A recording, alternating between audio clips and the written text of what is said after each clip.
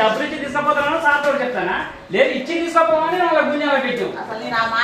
నువ్వు ఆడగా నాకే నువ్వు నాకు పగ కాదు లేకపోతే శత్రువు కాదు నేను ఎందుకు మాట అంటే నేనే పెదవాను అనుకుంటావా ఇక నేనే అట్లా నువ్వు సార్ నీకు ఈ విషయం కూడా ఇంతకుముందు చెప్పినా 2 days వరకు ముచ్చట్లు చెప్తారన్న కూడా చెప్తా అది కూడా చెప్తా నీ చెప్తా నీ మంచి కోసం నాకేం రాదని ఇప్పుడు కూడా చెప్తాను నీ మంచి కోసం చెప్తాను నన్ను అపార్థం చేసుకుంటా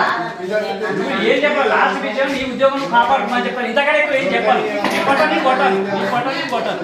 ఇంతకంటే ఎక్కువ ఏం చెప్పాను నీ పొట్ట నీ కొట్టాను ఒక్క మాటగా కొన్నాను నీ ఏ వీడియో ప్రమాణం జరిగేస్తా నువ్వు నీకు నాకు బాగా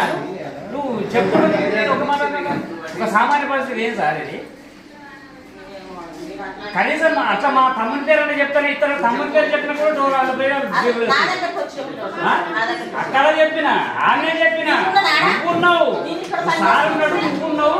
సార్ అప్పుడు చెప్తాడు గుంజుకోపోయినావు భలే మాట్లాడతారు అది ఎట్లా మాట్లాడాలి ఏం అడగలేదు నేనే నాకు దాసుకోమని చెప్పిన నాకు వద్దని చెప్పాను చెప్పనా రిసీవ్ తర్వాత ఎవరికి ఇవ్వాలి పేపర్లు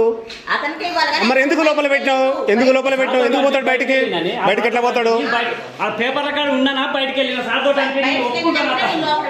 నువ్వు బయటకి ఎప్పుడు పోయినా సార్ సంతకం పెట్టినప్పుడు కూర్చున్నావా పిలిచినావు సిగ్నేచర్ పెట్టుకున్నావు సార్ కట్టు పెట్టినాక నువ్వు కూర్చుకొని లోపల పెట్టుకున్నావు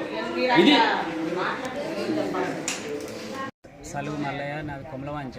పోలియో పానీల గురించి గత 4 రోజుల కింద అప్లై చేసుకుంటే ఫోన్ చేసి పోలియో పానీ రెడీ అయితే తీసుకుపోదురా అంటే ఈరోజు వచ్చినాక ప్రింటర్ ఖరాబ్ అయింది పేపర్ బయట తీసుకోమంటే బయటకు పోయి తీసుకున్న తర్వాత ఇలా సంతకం పెట్టండి రిజిస్టర్ సంతకం పెట్టినాక డీటీ సార్ ఏమన్నా ఖర్చులకు డబ్బులు లేవా అన్నాడు సార్ నా దగ్గర రూపాయలు లేదు సార్ అంటే ఇవ్వాలి కదా అందరు ఇస్తారు కదా అన్నాడు లేదు సార్ అంతకైతే నేను తీసుకుపోయి రేపు తెత్తంటే లేదంటే ఇచ్చి తీసుకోపోమ్మా అన్నది ఇచ్చి తీసుకోపోమ్మని గుంజుకొని బ్యూరోలో పెట్టింది అందులో అటెండర్ అదే సంగతి 4,000 డిమాండ్ చేసి దేనికోసం పోలియో పానీల గురించి కంపల్సరీ ఇవ్వాల్సిందే అందరు ఇస్తారు నువ్వెందుకు ఇవ్వవు అని గుంజుకొని బ్యూరోలో పెట్టాడు